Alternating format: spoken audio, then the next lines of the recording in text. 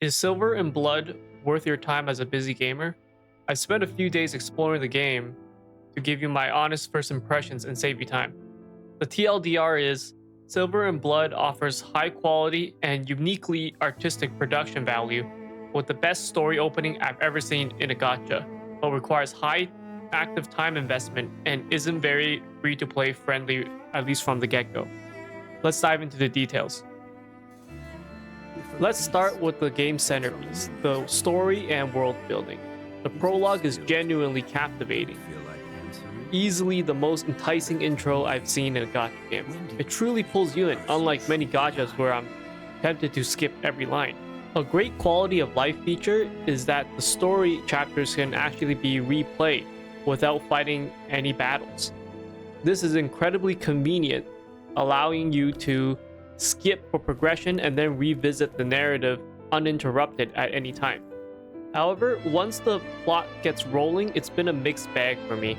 The plot has significant pacing issues, with confusing inconsistencies and abrupt cuts, disrupting otherwise witty dialogue and interesting developments.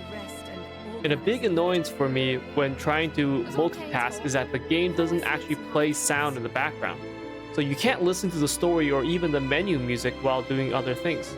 Speaking of menu music, the soundtrack is by the Octopath Traveler composer, and it's absolutely beautiful and perfectly complements the game's gothic fantasy aesthetic. I often just leave the menu music on while I'm doing other things. Visually, the 2D art style is fantastic, striking a great balance between Monet and Nike, Goddess of Victory. It looks polished and makes the game enjoyable to look at. However, the 3D environments and character look low fidelity and low quality. They remind me of the games from the Nintendo DS era. In terms of graphic configurations, the PC client is limited to windowed mode with aspect ratio toggles, and it lacks resolution changes and only caps at 90 FPS. Better than nothing, but 120 FPS would definitely been preferred. On a positive note, the game is backed by a substantial company with active social media marketing, which suggests the game has a bright future ahead of it, which is a must if you're considering this game for the long term. Let's get to the meat and potatoes. The combat is a semi-auto real-time system similar to AFK journeys and games like that. Not my cup of tea, but it's serviceable. In battle, the animations are satisfying, the UI is clean and intuitive. The ultimate animations, importantly, are quick and skippable. Content-wise is a good mix of no-brain, easy mode, and challenging scenarios. Some battles are simple power level check, whereas others demand playing around with the positioning and ability usage, which usually makes a difference between not killing a single enemy and a super easy win. Also, some character abilities are poorly explained. For example, Lamia's ability says she makes blood servants, insatiable blood servants, but it doesn't really explain what this actually means, whereas it does explain what bounce means. Another character that uses blood servants is Lamine, and again, there's no explanation to what blood servants actually mean and whether or not her blood servants synergizes with Lamia's blood servants. This can make it hard to figure out exactly what's going on in the battles and what strategies you should go for without searching online.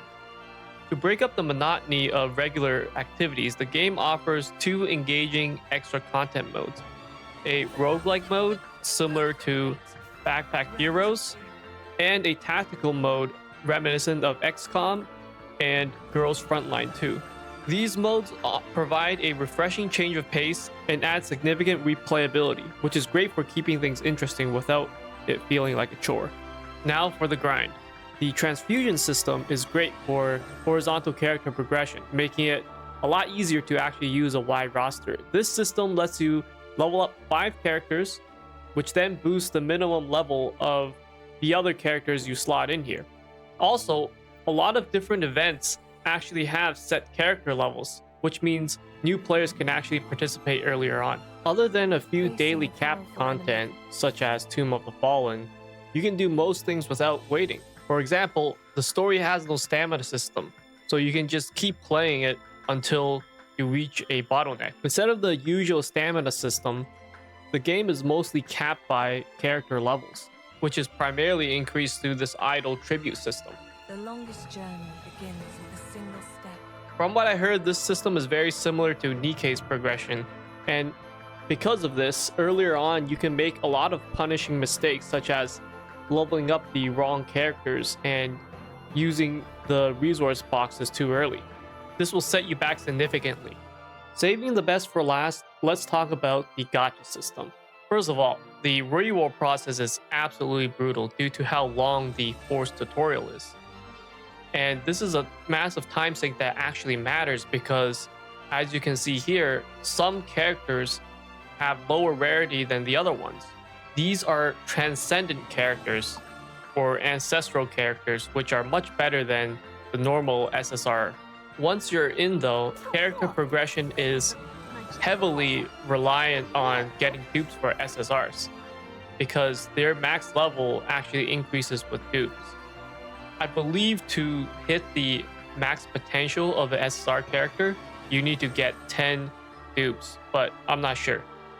I haven't got to the point of hitting this wall just yet, but later on, I feel like this is a huge bottleneck for free-to-play players. And in terms of monetization, some of the initial packages seem pretty high value, but there aren't that many cost-efficient options later on, and I don't see that many selectors, which is doubly important for a game that has different rarities of SSRs. I feel like overall it's pretty tough for even light spenders to get the top tier transcendent characters. And overall, I think progression will feel a lot slower for free to play and light spenders because of this. And here's the absolute deal breaker for me. I can't actually play on the same account across mobile and PC for some reason. I'm not sure if this is a bug that will be fixed later on, but this is a fundamental flaw that really affects the way I play the game. So to quickly summarize, here's what I liked about Silver and Blood. Amazing story opening, beautiful 2D art, skippable ultimate animations, convenient transfusion progression system, replayable story chapters, engaging extra game modes, and solid company backing. Here's what I didn't like about Silver and Blood. Awful reroll process, heavy active time investment, reliance on dupes, painful free-to-play and light spender experience early on, punishing early game mistakes, inconsistent story pacing, and the weird lack of cross-platform account sync. My recommendation is, if you're a busy person seeking a captivating story and a straightforward progression, consider re-rolling for a strong start and then enjoying the story at your own pace. That's my current plan, at least. However, I don't see myself playing this game long term due to the steep time investment required for roster expansion and late game content as a light spender. What's your take on Silver and Blood? Drop a comment below and let me know your thoughts. Also, if you're a fellow busy gamer looking for honest thoughts, hit that subscribe button for more.